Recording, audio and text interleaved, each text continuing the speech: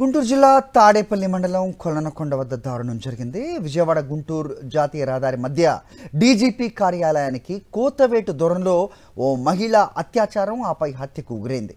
కొల్లనకొండ జాతీయ రహదారి నుంచి గుంటూరు ఛానల్ మీదుగా ఇప్పటం వెళ్లే రహదారిలో జాతీయ రహదారికి 100 మీటర్ల దూరంలో జరిగింది దారుణం. మహిళ మృతదేహానికి ఎడమ చేతి వైపున గొంతుపై బలంగా పొడిచినట్లుగా గాయం కనిపిస్తోంది. మహిళ మొహంపై పూర్తిగా రక్తం ఉండి గుర్తుపట్టలేని విధంగా ఉంది.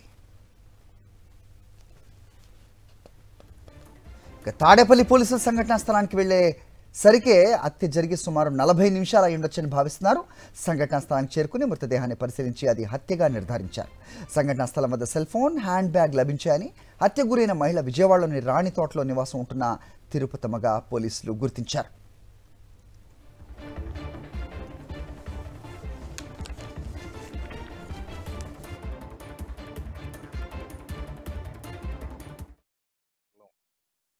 కొల్లనకొండ గ్రామ శివారులో చెట్ల పొదల్లో ఆడమనిషి శవం సుమారు 30 సంవత్సరాలు ఉంటాయండి.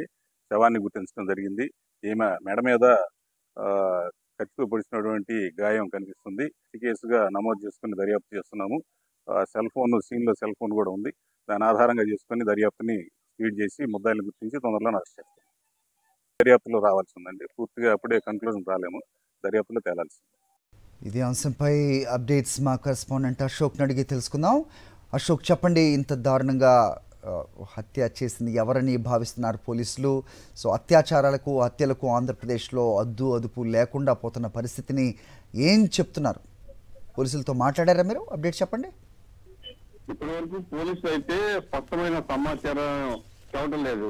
దీనికి సంబంధించి పూర్తి స్థాయిలో సంఘటనా స్థలాన్ని పరిశీలించాము, సెల్ ఫోన్ పోదని చెప్తున్నాము అని చెప్తున్నారు. అయితే ఈ అత్యంత దారుణమైన సంఘటన డీజీపీ ఆఫీస్ కు కోతవేటు దూరంలో దాదాపు 100 మీటర్ల దూరంలోనే ఈ హత్య జరగటం, ఆమె పైన అత్యాచారం చేయటం, తర్వాత అత్యంత దారుణంగా కత్తితో మెడ పైన పొడిచి చంపటం అనేది పూర్తిగా కొల్లనకొండ ప్రజలే సాక్షిస్తూ ఉన్నారు. చుట్టుపక్కల గ్రామస్తులంతా ఒక్కసారిగా ఉలికి పడ్డ సంఘటన.